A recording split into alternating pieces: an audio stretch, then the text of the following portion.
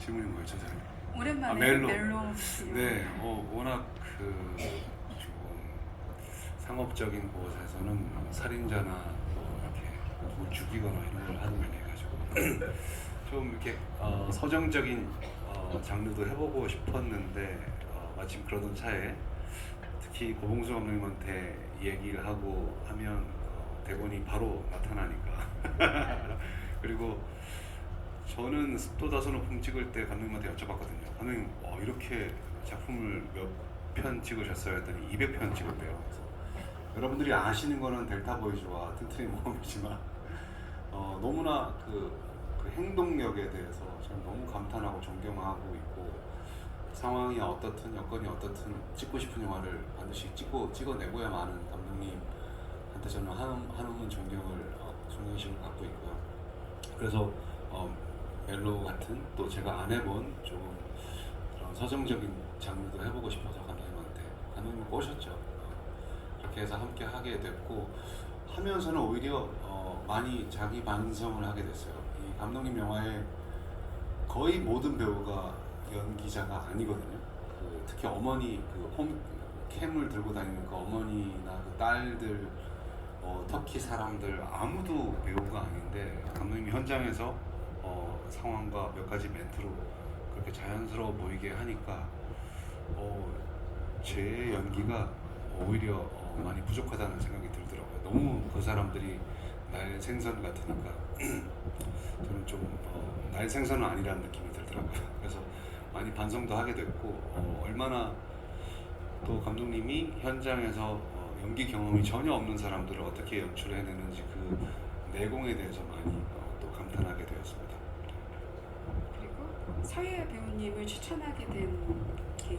이제 감독님하고 이제 멜로 얘기를 하다가 그럼 어떤 여배우가 있을까요? 그래서 그러면 바로 예화 배우가 떠올랐어요. 저는 연극 무대에서부터 함께 해왔었고 가장 동물적이고 제가 아는 여자 후배 중에 거의 최고라고 뽑을 수 있을 정도로 그리고 감독님의 이런 즉흥적인 상황에 바로 적응을 해낼 수 있을 것 같은 배우로는 예화 배우밖에 떠오르지 않았기 때문에 예화 배우한테 제안하게 되었습니다. 네, 다음.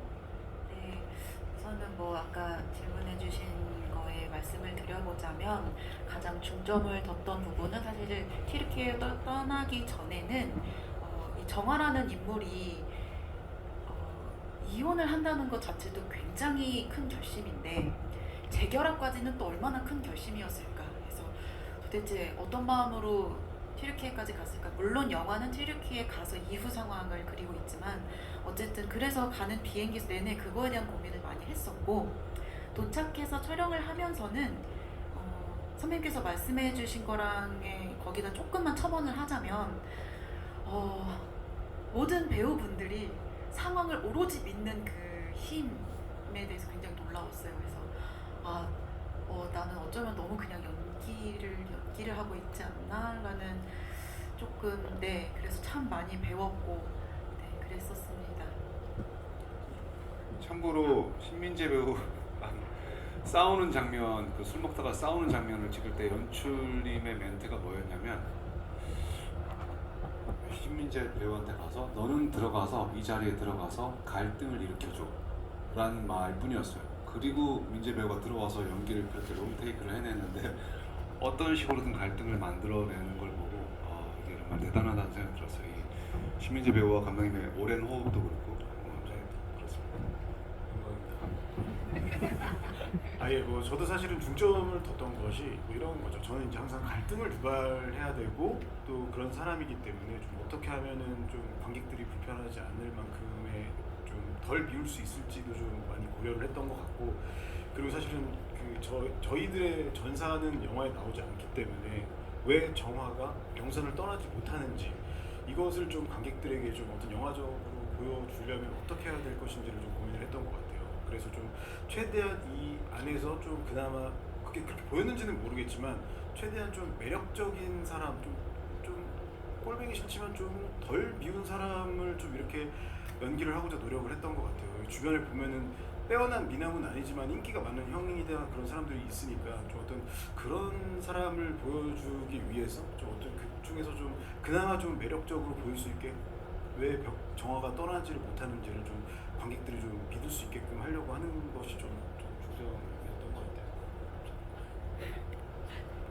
저는 원창을 연기할 때 이제 가장 중점을 둔 부분은 직업 자체가 이제 해외 바이어이기 때문에 실제 바이어들이 그 하는 그 무역 가셔서 실제 어떤 행동을 하고 어떤 팁을 하는지 일단 궁금해서 이제 저희 영화 PD님께서 실제 바이어님을 만나게 해주셔서 영화 보셨으면 알겠지만 애플워치를 준다던가 이러면 굉장히 좋아한다고 하셔서 애플워치 박스를 직접 구해서 가고 그런 그다음에 그 척이 안에 진짜 이 사람 그 실제 무역하시는 분 진짜 이 무역하는 사람을 캐스팅한 거 아니야?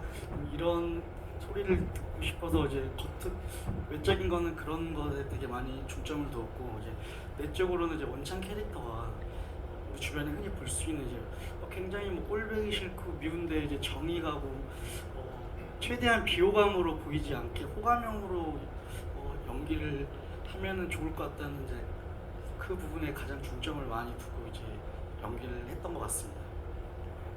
네, 답변이 되셨는지요? 또 다른 질문 있으시면 마이크 하도록 하겠습니다.